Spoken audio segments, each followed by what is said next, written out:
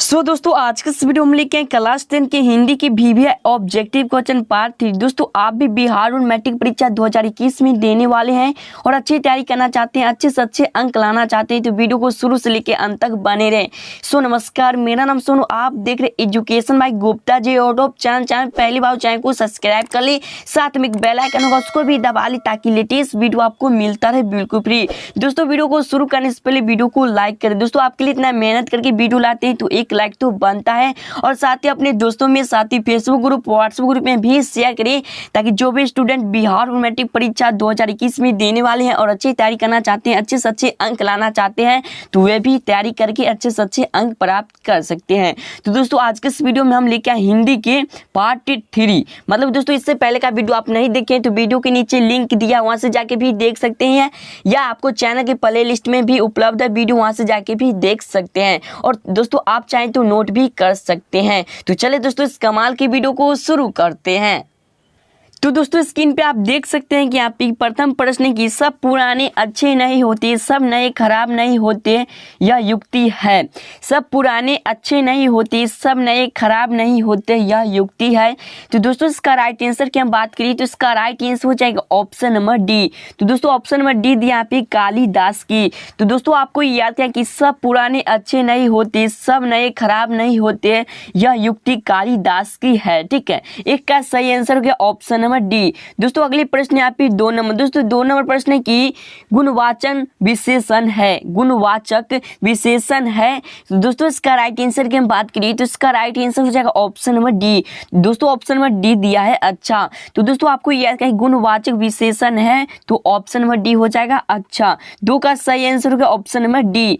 दोस्तों अगले प्रश्न यहाँ पे 3 नंबर। दोस्तों 3 नंबर प्रश्न की स्वर संधि का उदाहरण नहीं है, स्वर संधि का उदाहरण नहीं है। तो दोस्तों इसका राइट आंसर की हम बात करें तो इसका राइट आंसर हो जाएगा ऑप्शन नंबर ए। दोस्तों ऑप्शन नंबर ए दिया है कि गिरीश। तो दोस्तों सिंपली आपको याद करें कि स्वर संधि का उदाहरण नहीं है तो गिरीश। या दोस्तों यहाँ पे आपको ऑप्शन चेंज भी रहेगा तो आप ऑप्शन देख के ही आप एग्जाम में गोला भरिएगा। ठीक है, तो आपको ये तो यहाँ पे ऑप्शन के आधार पे आपको यस सही या गलत आपको भरना होगा एग्जाम में। ठीक है, तो ये तो आपको पहले स्वर संधि किसे कहते हैं ये सब आपको सिंपली याद रहना चाहिए, तभी जाके आप बना सकते हैं। ठीक है, अगले प्रश्न की बात की तो अगले प्रश्न यहाँ पे 4 नंबर। दोस्तों 4 नंबर प्रश्न की लक्ष्मी ... कहानी की केंद्रीय पात्र है, लक्ष्मी ...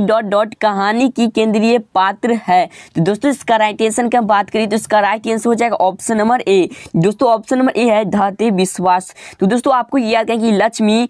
कहानी का केंद्रीय पात्र है तो धहते विश्वास। मतलब दोस्तों यहाँ पे जो डॉट आपको दिख रहा है वहां पे भराएगा धहते विश्वास। ठीक है, तो 4 का सही आंसर हो गया ऑप्शन नंबर ए। अगले प्रश्न स्क्रीन पे है 5 नंबर। दोस्तों 5 नंबर प्रश्न की विष के दांत पाठ की कौन विद्या है, विष के दांत पाठ की विद्या है, विष के दांत पाठ की विद्या। दोस्तों यह भी प्रश्न काफी महत्वपूर्ण है तो आप इसे भी ध्यान से सुन लें क्योंकि यह प्रश्न बार बार पूछे जाते हैं। प्रश्न है कि विष के दांत पाठ की विद्या है तो इसका राइट आंसर की हम बात करें तो इसका राइट आंसर हो जाएगा ऑप्शन नंबर डी। तो दोस्तों ऑप्शन नंबर डी है कहानी। तो सिंपली आपको याद करें कि विष के दांत पाठ की विद्या है तो कहानी है, तो विष के दांत क्या है तो एक कहानी है। ठीक है, 5 का सही आंसर होगा ऑप्शन नंबर डी। अगले प्रश्न की बात की तो अगले प्रश्न यहाँ पे 6 नंबर। दोस्तों 6 नंबर प्रश्न की हजारी प्रसाद द्विवेदी द्वारा रचित पाठ है, हजारी प्रसाद द्विवेदी द्वारा रचित पाठ है। तो इसका राइट आंसर की हम बात करिए तो इसका राइट आंसर हो जाएगा ऑप्शन नंबर ए। दोस्तों ऑप्शन नंबर ए दिया है नाखून क्यों बढ़ते हैं। तो आपको याद करें कि हजारी प्रसाद द्विवेदी द्वारा रचित पाठ है नाखून क्यों बढ़ते हैं। 6 का सही आंसर हो गया ऑप्शन नंबर ए। अगले प्रश्न स्क्रीन पे 7 नंबर। दोस्तों 7 नंबर प्रश्न की सेन साहिब की कार की कीमत है, सेन साहिब की कार की कीमत थी। दोस्तों अगर आप कहानी पढ़े होंगे तो आपको सिंपली ये सब तो याद होगा पहले से ही।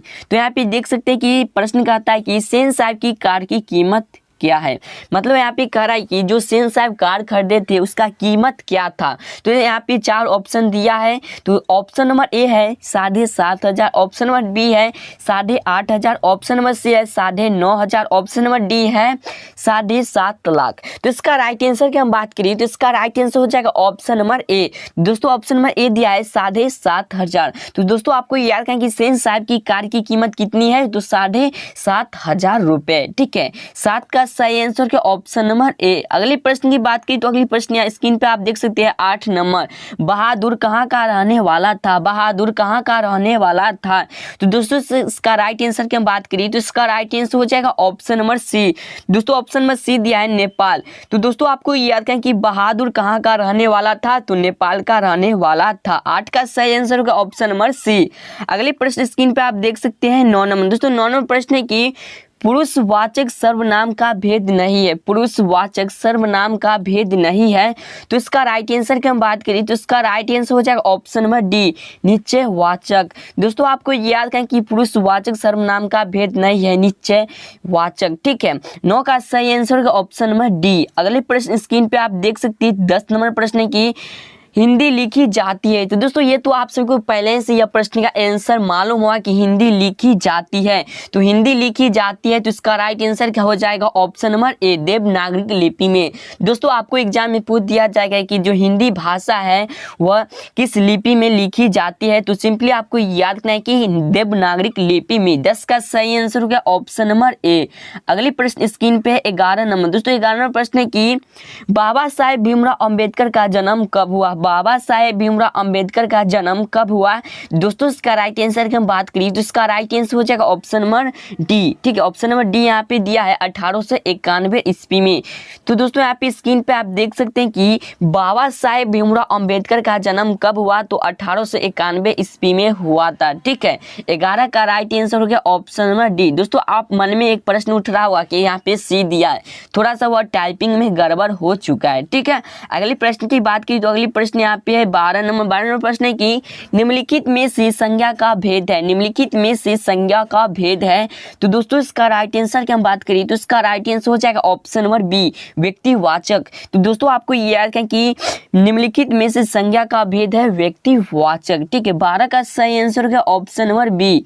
अगली प्रश्न यहाँ पे 13 नंबर है। दोस्तों जितने भी आप प्रश्न स्क्रीन पे देख सकते हैं ऑब्जेक्टिव क्वेश्चन में वह छोटा छोटा प्रश्न है। मतलब कि दोस्तों आप सोच रहे होंगे कि एग्जाम में बहुत बड़ा प्रश्न पूछा जाता है, वे नहीं होता है। अक्सर हम बात करें तो एग्जाम में बहुत छोटा सा प्रश्न पूछा जाता है, इसलिए हम आपके इस वीडियो में छोटा सा ही प्रश्न लेके आए जो कि बार बार यह प्रश्न पूछे जाते हैं। और दोस्तों अभी तक वीडियो को लाइक नहीं किए तो वीडियो को लाइक कर दे और अपने दोस्तों में और साथ ही फेसबुक ग्रुप व्हाट्सएप ग्रुप में भी शेयर कर दे, ताकि बिहार बोर्ड मैट्रिक परीक्षा 2021 में देने वाले छात्र अच्छे तैयारी करके अच्छे से अच्छे अंक प्राप्त कर सके। और दोस्तों चैनल पे पहली बार चैनल को सब्सक्राइब कर ले, साथ में एक बेल आइकन होगा उसको भी दबा के अलाउ कर ले, ताकि आपको लेटेस्ट वीडियो मेल और नोटिफिकेशन के द्वारा मिलता रहे बिल्कुल फ्री। तो दोस्तों चलिए अगली प्रश्न की ओर यहाँ पे चलते हैं कि कहानी है। तो दोस्तों कहानी क्या है, यहाँ पे 4 ऑप्शन दिया है।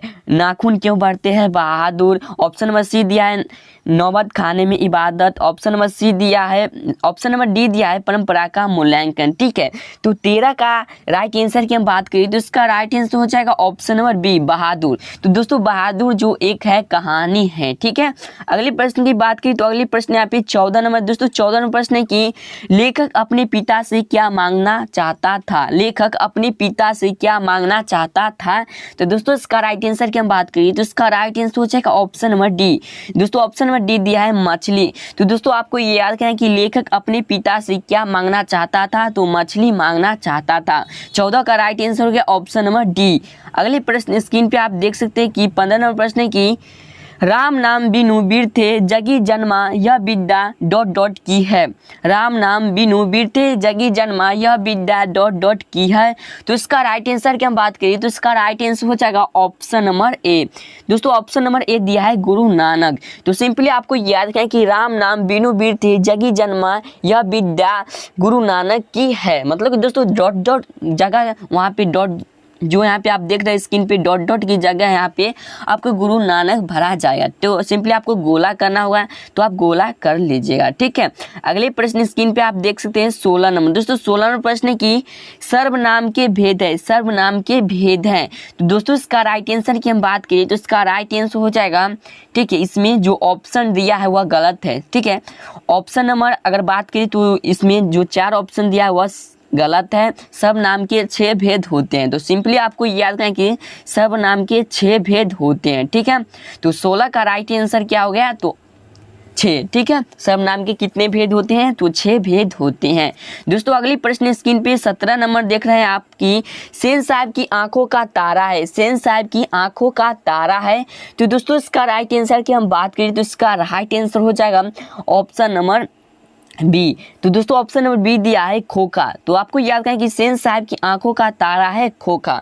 दोस्तों अगर आप हिंदी में अच्छे मार्क्स लाना चाहते हैं, अगर 90+ की बात करिए, 90+ अगर आप मार्क्स लाना चाहते हैं तो सिंपली आपको कुछ नहीं इसमें याद करना है, सिंपली जो लेखक के नाम है और वह लेखक का नाम आपको याद रहना चाहिए, साथ ही जो लेखक है वह कौन से किताब लिखे हैं वह आपको याद रहना चाहिए, लेखक कौन से पुस्तक लिखे हैं ये सब, और लेखक का जन्म कब हुआ, लेखक का मृत्यु कब हुआ, लेखक का जो घर कहाँ है, लेखक कहाँ पढ़ाई किए। अगर आप ये सभी बातें अगर आप अच्छे से याद कर लेते हैं, और साथ में जो अगर हम बात करें अगर आप जो कहानी पढ़ते हैं उसमें से अगर छोटा छोटा बात अगर आपको याद रहता है, जैसा अगर मान लीजिए यहाँ पे कह रहा है कि सेन साहब की आंखों का तारा कौन है, तो खोखा। अगर इस तरह से आप अगर याद कर लेते हैं तो हम 100% गारंटी के साथ कहते हैं कि आप 90% मार्क्स ला सकते हैं, उससे ज़्यादा ही आप ला सकते हैं। मतलब दोस्तों काफ़ी अच्छे अंक ला सकते हैं। सिंपली आपको एग्जाम में 60 ऑब्जेक्टिव प्रश्न पूछे जाएंगे, जिसमें से आपको 50 ऑब्जेक्टिव प्रश्न का आंसर सही देना रहता है,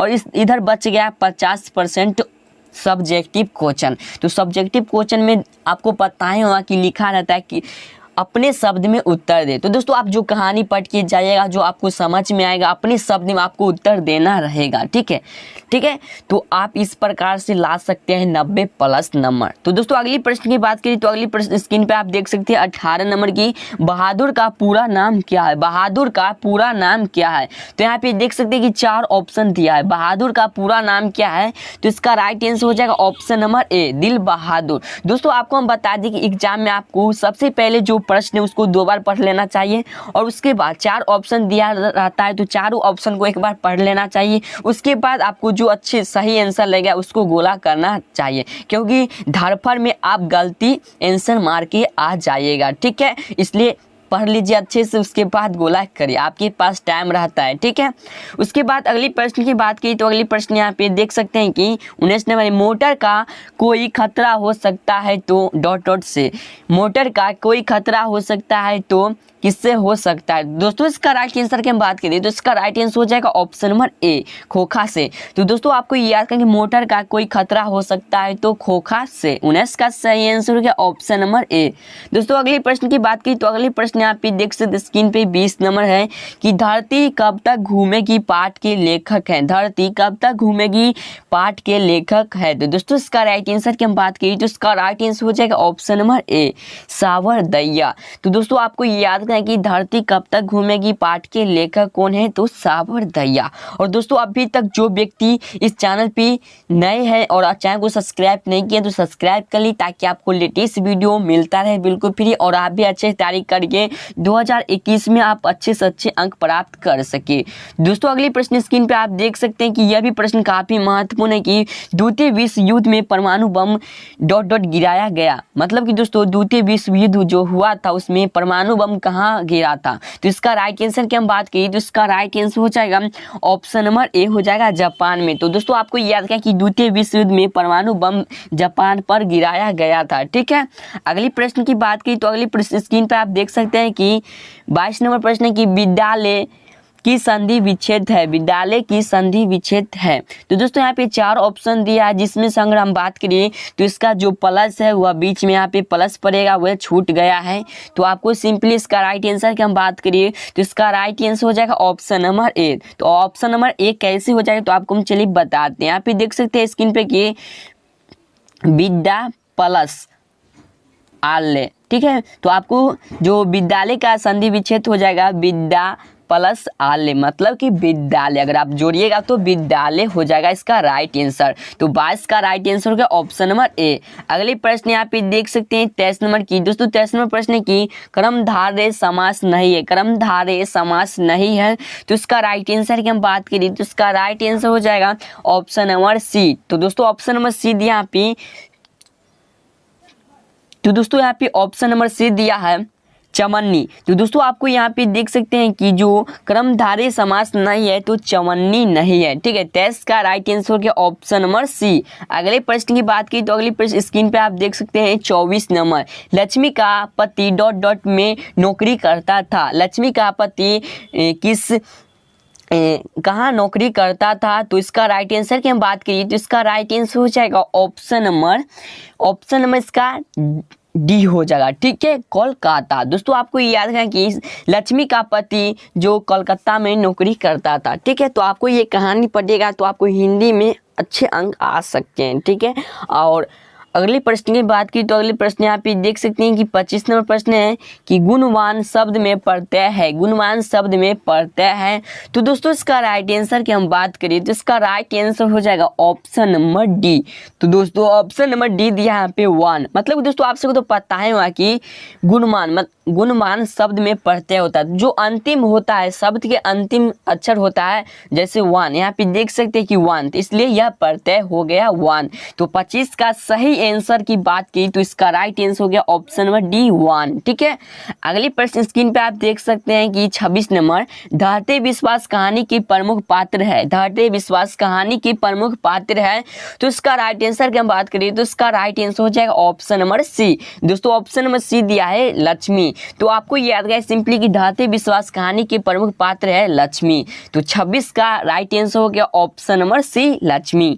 अगली प्रश्न यहाँ पे 27 नंबर की 27 नंबर प्रश्न की पापति डॉट डॉट कहानी की पात्र है। मतलब दोस्तों ये भी इसमें से भी अगर बात की तो सब्जेक्टिव प्रश्न बार बार पूछे जाते हैं, तो आप सब्जेक्टिव प्रश्न पर भी ध्यान दे लीजिएगा, अच्छे से कहानी पढ़ लीजिएगा, क्योंकि जो हिंदी है अगर आप कहानी पढ़ लेते हैं तो आप अपना शब्द में उत्तर वहाँ जाके दे सकते हैं, ठीक है। और अपने शब्द में तो पता है कि हम अगर बात करें तो जहाँ पे आपको 100 शब्द लिखना होगा वहाँ पे आप 150 शब्द भी लिख सकते हैं अपने शब्द में। अगर आप रट्टा मार के जाते हैं तो आपको जहाँ पे 100 शब्द लिखना वहाँ पे आप 20-30 शब्द भी नहीं लिख पाएगा। इसलिए आप ध्यान से समझें, उसे पढ़ें, और नहीं समझ में आया तो फिर पढ़ें, ठीक है, तभी जाके समझ में आएगा। तो दोस्तों यहाँ पे जो इसका राइट आंसर की हम बात करें जो 27 है पापति कहानी की पात्र है, तो इसका राइट आंसर क्या हो जाएगा, तो इसका राइट आंसर हो जाएगा नगर। तो आपको याद क्या है, नगर, ठीक है। अगले प्रश्न यहाँ पे 28 नंबर की। लेखक के पिता ने कितनी मछलियां खरीदी। लेखक के पिता ने कितनी मछलियां खरीदी। तो इसका राइट आंसर की हम बात करें तो इसका राइट आंसर हो जाएगा ऑप्शन नंबर सी 3। तो दोस्तों आपको ये याद करें कि लेखक के पिता ने कितनी मछलियां खरीदी, तो 3 मछली खरीदी थी, ठीक है। अगले प्रश्न यहाँ पे 29 नंबर। दोस्तों 29 नंबर प्रश्न की बिस्मिल्लाह खान का संबंध है। बिस्मिल्लाह खान का संबंध है। तो इसका राइट आंसर की हम बात करें तो इसका राइट आंसर हो जाएगा ऑप्शन नंबर डी। तो दोस्तों ऑप्शन नंबर डी दिया है यहाँ पे शहनाई से। तो आपको याद करें कि बिस्मिल्लाह खान का जो संबंध है शहनाई से, ठीक है। 29 का सही आंसर हो गया ऑप्शन नंबर डी। अगले प्रश्न यहाँ पे 30 नंबर। दोस्तों 30 नंबर प्रश्न है कि रामविलास शर्मा का जन्म कब हुआ। मतलब दोस्तों यहाँ पे प्रश्न है कि रामविलास जो लेखक है रामविलास शर्मा का जन्म कब हुआ। सिंपली आपको हम बताए थे कि जो आपको मृत्यु कब हुआ, जन्म कब हुआ, वह कौन से किताब लिखे हैं, कौन से ये सब लिखे हैं। अगर आप अच्छे से याद कर लेते तो आपको एग्जाम में अच्छे अंक इसमें से आ सकते हैं। तो इसका राइट आंसर की हम बात करें तो इसका राइट आंसर हो जाएगा ऑप्शन नंबर डी। तो दोस्तों ऑप्शन नंबर डी यहाँ पे दिया है 1912 ईस्वी में। तो आपको याद है कि रामविलास शर्मा का जन्म कब हुआ, तो 1912 ईस्वी में। तो दोस्तों आज के इस वीडियो में था कुल 30 ऑब्जेक्टिव प्रश्न जो कि हिंदी का था। अगर इससे पहले का वीडियो आप नहीं देखे हैं तो वीडियो के नीचे लिंक दिया या आपको चैनल की प्ले लिस्ट में उपलब्ध है, वहाँ से जाके भी आप देख के अच्छी तैयारी कर सकते हैं। और आप नोट करना चाहते हैं तो नोट भी कर सकते हैं। तो आज के इस वीडियो में यही था जानकारी। अगर आपको वीडियो अच्छा लगा हो तो वीडियो को लाइक कर दे और साथ ही अपने दोस्तों में, साथ ही फेसबुक ग्रुप व्हाट्सएप ग्रुप में भी शेयर करिए ताकि सभी स्टूडेंट अच्छे तैयारी कर सके। तो दोस्तों अभी तक चैनल को सब्सक्राइब नहीं किया तो चैनल को सब्सक्राइब के लिए ताकि आपको लेटेस्ट वीडियो मेल और नोटिफिकेशन के द्वारा मिलता रहे बिल्कुल फ्री। तो चलिए दोस्तों फिर मिलेंगे किसी और वीडियो के साथ। जय हिंद, आप सभी का दिन शुभ हो।